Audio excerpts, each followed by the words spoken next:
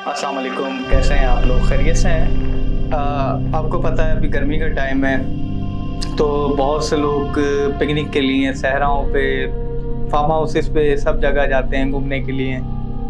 वहाँ जाने के बाद बहुत सारे लोग हैं जो ऐसे ही वापसी आ जाते हैं और कुछ लोग हैं कि अपने साथ किसी और को भी लेकर आते हैं। कोई ऐसे हादसात हो जाते हैं, कोई ऐसे मामलात हो जाते हैं जिसके पेश नज़र ऐसी चीज़ें सामने आती हैं। ऐसी ही मैं एक आपको कहानी बताता हूँ। ये मेरे एक दोस्त की कहानी है जो अपनी फैमिली के साथ फार्म हाउस पे गए थे पिकनिक एंजॉय करने के लिए। उनको नहीं पता था कि ये पिकनिक उनकी कितनी महंगी पड़ सकती है। इस कहानी में होता ये है कि वो और उनकी वाइफ, उनके बच्चे वो पिकनिक पे जाते हैं। अब पिकनिक पे जाते हैं, वो नाइट स्टे भी वहाँ पे करते हैं और नाइट स्टे में वो है कि उनका एन्जॉयमेंट होता है। रात में वो आग भी जला रहे हैं, वो फ्राई भी कर रहे हैं चीज़ें, जैसे फ़िश हो गया, टिक्के हो गए, इस तरह से फ्राई भी कर रहे हैं। तो वहाँ पे ऐसा कोई अरेंजमेंट नहीं था कि आप वहाँ पे आग जला लें या कुछ फ्राई कर लें। जस्ट वो जो वहाँ का होटल का ही जो खाना है वो आपने खाना होता है। मगर कुछ लोगों को बड़ा शौक होता है कि हम अपने हाथ से खुद ही बना के खाएँगे। तो वो फार्म हाउस में जाते हैं। फार्म हाउस में जाने के बाद वो फार्म हाउस से बाहर निकलते हैं, तो देखते हैं कि यार ये जगह अच्छी है, यहाँ पे हम एक काम करते हैं, यहाँ पे आग जलाते हैं और जो हम लोग घर से लेकर आए हैं उसको पका के खाते हैं। एक एन्जॉयमेंट भी हो जाएगा और एक मज़ा भी अपना होगा। तो वो देखते हैं कि कोई लकड़ियों का तो यहाँ पे कोई अरेंजमेंट नहीं है। वो देखते हैं कि एक पेड़ है, बहुत पुराना सा पेड़ है, सूखा हुआ सा पेड़ है। इसमें से हम एक काम करते हैं, इसमें से कुछ लकड़ियाँ तोड़ लेते हैं ताकि हमारा काम हो। अब वो और उनका जो बेटा होता है वो दोनों मिलके जाते हैं, वो लकड़ियाँ तोड़ते हैं।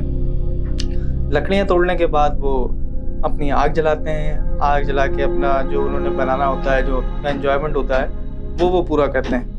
अच्छा, अब एन्जॉयमेंट पूरा करने के बाद वो कहते हैं यार बस यार अब थक गए, अब एक काम करते हैं कि अब हम लोग ना घर चलते हैं, बहुत मना लिए पिकनिक हमने। This video sponsored by Koru Consultant. If you're interested in immigration or student visa, visit visa, business immigration, all you need to do is just contact to the numbers mentioned in the description and apply on the assessment form. अब वो ये कहते हैं कि चलो यार अब घर चलते हैं, अब बस यार बहुत थक गए हैं, अब हम अपना क्या नाम है आराम करेंगे घर जाके। अब रात लेट नाइट हो जाता है। अब वो अपनी कन्वेंस से आते हैं, गाड़ी होती है उनके पास। अब वो गाड़ी में बैठते हैं, थोड़ा सा ही आगे जाते हैं, बीच में जंगलात के रास्ते होते हैं। आपको पता है कराची से बाहर के जो रास्ते हैं ज़्यादातर वो जंगलात के ही रास्ते होते हैं। तो वो इसी तरह से करते हैं कि वो अपना निकलते हैं, थोड़ा सा दूर जाते हैं। उनके हस्बैंड को ऐसा फील होता है कि सामने जो है एक बच्चा खड़ा हुआ है और बिल्कुल गाड़ी के आगे खड़ा हुआ। वो एकदम चलती हुई गाड़ी पे ब्रेक मारते हैं। जैसे ही वो रुक के सामने देखते हैं तो कोई भी नहीं होता। तो उनकी जो मिसेज होती हैं वो कहती हैं कि ये कि तुमने क्या किया, चलती हुई गाड़ी तुमने रोक दी, क्यों ब्रेक लगा? आपने बोला कि भाई इस तरह से मुझे बच्चा नज़र आया है और अब वो सामने नहीं है। उनकी वाइफ कहती है तुम शायद नींद में हो, तुम एक काम करो गाड़ी में चलाती हूँ। उन्होंने ठीक है, उन्होंने सीट चेंज करी। अब उनकी वाइफ ड्राइविंग कर रही हैं, वो भी ऐसा ही हुआ, थोड़ी सी आगे गई, थोड़ी सी आगे जा रही, उनके भी सामने एक बच्चा आया और वो जैसे ही उन्होंने ब्रेक मारा बच्चा गायब हो गया।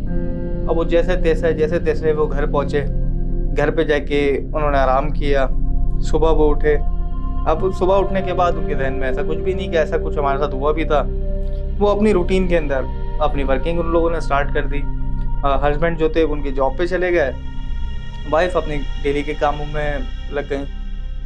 अब जॉब पे जाने के बाद उनको ऐसे ही रियलाइज़ होने लगा कि यार ये बच्चा कैसे जहन में मेरे आ रहा था और क्या रात में ऐसा मामला हुआ था कि वो चीज़ें फिर उनकी माइंड में रिपीट होती रही। अब ऐसा हो रहा है कि वो बैठे हुए अपने ऑफिस में काम कर रहे हैं तो उनको फील हो रहा है कि मेरे बराबर में कोई बच्चा बैठा हुआ है। ऐसे ही उनकी वाइफ चीज़ें देख रही थी कि वो अपना किचन का काम कर रही है और उनको पीछे से बच्चे की आवाज़ आ रही है। अब वो टेंशन में कि ये कैसे हो सकता है कि यहाँ पे बच्चा क्या कर रहा है, मेरे तो दोनों बच्चे स्कूल में और यहाँ तो कोई बच्चा ऐसा भी नहीं है कि पड़ोस में किसी का बच्चा हो या वो हो। यही चीज़ उसके हस्बैंड सोच रहे हैं कि ऑफिस में बच्चे का क्या काम है और मुझे लग भी ऐसा रहा है कि मेरे बराबर में कोई बच्चा बैठा हुआ है और मैं डिस्टर्ब हो रहा हूँ उस चीज़ से।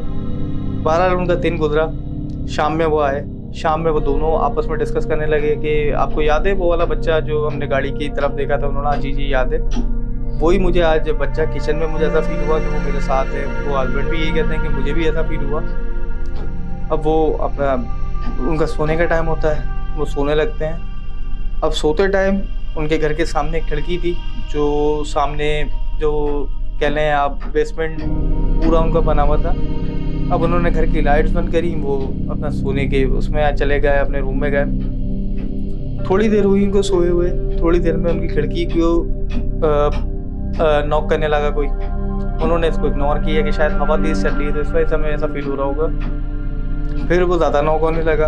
उन्होंने जब उठ के देखा तो उसी बेसमेंट में वही बच्चा खड़ा हुआ था। हस्बैंड शोर मचा के उठता है तो उसकी वाइफ भी उठ जाती है, बच्चे भी उठे, क्या हुआ? कह रहे मैंने वही बच्चा देखा है दोबारा। वाइफ कह रही कुछ नहीं, शायद तुम्हारे दिल का वहम है, तुम सो जाओ। अच्छा भाई, वो सो गए। अब हस्बैंड के जो थी माइंड में ये चीज़ें चल रही थी कि अब ये कोई वाक़या जो है ये कोई नॉर्मल वाक़या नहीं है। एक ही बच्चा अलग अलग मुख्तलिफ जगहों पे हमें नज़र आता है और जब हम होश में आके इसको देखते हैं तो वो एकदम गायब हो जाता है। वो एक पीर साहब के पास जाते हैं, वो पूछते हैं कि मेरे साथ ऐसा वाक़या हुआ है। अब वो अपने तरीके से वो उसको चेक करते हैं, उनसे पूछते हैं सब चीज़ें। उसके बाद वो फिर पता करते हैं कि वो कहते हैं कि ये तुमने जो पेड़ काटा है वहाँ तुम पिकनिक पे गए थे। उन्होंने बोला हाँ, तुमने वहाँ जाके पेड़ काटा है, बहुत पुराना एक पेड़ था। उन्होंने बोला जी ऐसा ही है, हमने पेड़ काटा था। उन्होंने बोला वहाँ पे तुमने एक जन्नात के बच्चे को नुकसान पहुँचा दिया है। अब वो बच्चा तुम्हारे पीछा नहीं छोड़ेगा और वो बच्चा गया, उसकी पूरी फैमिली तुम्हारे पीछे है। तो वो कहता है पीर साहब ये इसका क्या हल हम निकालें कि इसे बचें? उन्होंने बोला वापसी उधर जाओ, उस पेड़ के पास जाओ, वो वहाँ जाके तुम माफ़ी मांगो और फिर दोबारा उस जगह पे मत लौटना। अब वो यही होता है कि वो आदमी फिर जाता है, फिर वहाँ पे पेड़ पे माफ़ी तलाफ़ी करता है, मगर फिर भी वो चीज़ जो होती है वो उसका पीछा नहीं छोड़ती है। वो फिर वो रास्ते में उसको नज़र आना, फिर वो थोड़ी देर रुक जाए, फिर वो थोड़ा सा आगे जाए, ये चीज़ें उसके साथ मुसलसल चलती रहती हैं। अब एक बंदा होता है कि एक चीज़ का आदी हो जाता है, जब वक्त गुजरता है, चीज़ें गुजरती हैं, वो इस चीज़ का आदी हो जाता है तो अब उसको नॉर्मली लेता था। अब उन्होंने भी देखा, कह लें जन्नात ने, कि अब ये इस चीज़ को सीरियस नहीं दे रहा है, अब हमें इसको परेशान करने का कोई नया तरीका देखना होगा। तो वो परेशान अब इस तरह करते हैं, जो उसका बच्चा होता है, उनका जो बेटा होता है, वो उसके जिस्म में घुस जाते हैं और उससे फिर वो बात करने की कोशिश करता है कि तुमने उस दिन मुझे नुकसान पहुँचाया था। वो बच्चा हालांकि सो रहा होता है, सोते में उसकी आवाज़ निकल रही होती है, आवाज़ उसकी चेंज होती है कि तुमने उस दिन मुझे नुकसान पहुँचाया था, मैं तुम्हें और तुम्हारी फैमिली को नहीं छोड़ूंगा, तुम सबको मैं मार दूंगा। अब वो उसके जो दोनों होते हैं मियाँ बीवी, वो दोनों माफ़ी तलाफ़ी करते हैं कि हमें माफ़ कर दें, हमें बताएं कि इसका क्या हम इसका कफ़ारा करें कि आप हमें माफ़ कर दें और यह हमने जान के नहीं किया, ये हमने अनजाने में किया है, आप इसकी तरह माफ़ी तलाफ़ी करें। वो ये कहता है ठीक है, अगर तुम्हें माफ़ी तलाफ़ी करनी है तो तुम दोबारा जाओ उस पेड़ के पास और वहाँ पे कम से कम 10 किलो का तुम मिठाई का डब्बा लो, उस पेड़ के नीचे रख दो और जब तक वहाँ खड़े रहना, जब तक वो मिठाई का डब्बा पूरा खाली ना हो जाए। अब वो कहते हैं चलें ठीक है, जान बच जाए हमारी मिठाई से या उससे कोई क्या होता है, सबसे पहले जान है फिर उसके बाद सब कुछ है। वो शख्स वहाँ जाता है, मिठाई का डब्बा वहाँ रखता है, कुछ ही पल के अंदर वो पूरा मिठाई का डब्बा खाली होता है। खाली होने के बाद वो शख्स वापसी अपने घर की तरफ जा रहा होता है। वो दिन है, आज का दिन है, उस शख्स के साथ वो कभी हादसा नहीं हुआ है। अब ये कह लें दोस्तों के आप कभी भी ऐसी किसी जगह पे जाएं और आपको पेड़ नज़र आए या नामुनासिब जगह हो तो कभी भी आप अपने हंसी मजाक सैर व तफरी के लिए ऐसा कोई काम ना करें कि जिससे किसी और को नुकसान हो सके। बाज़ाहिर तो वो हमें चीज़ नज़र नहीं आती है मगर वो उसका वजूद है और उसका वजूद तो आपको पता है, कुरान शरीफ में भी मेंशन है कि जन्नात जो हैं इंसान से ज़्यादा हैं, वो आपके बराबर में बैठे हैं और आपको ना पता हो। तो अगर कोई ऐसा काम करें भी तो पहले इजाज़त ले लें कि मैं ये करना चाहता हूँ, आप यहाँ से रास्ता दे दें, तो ये एक अच्छा होगा उनके लिए भी और आपके लिए भी। अल्लाह ने उनकी जान रखी थी तो उन्होंने नुकसान नहीं पहुँचाया, उन्होंने बहुत छोटी सी एक कीमत लेके इनकी जान बख्श दी। अगर वो कोई ज़्यादा कोई डेंजर्स होते तो शायद उनको जानी नुकसान भी कोई पहुँचा देते। आज की कहानी में बस इतना था, मिलेंगे अगली कहानी में। अगर आपको ये वीडियो पसंद आई है तो इसको लाइक लाजमी कीजिएगा और शेयर लाजमी कीजिएगा। अल्लाह हाफ़िज़।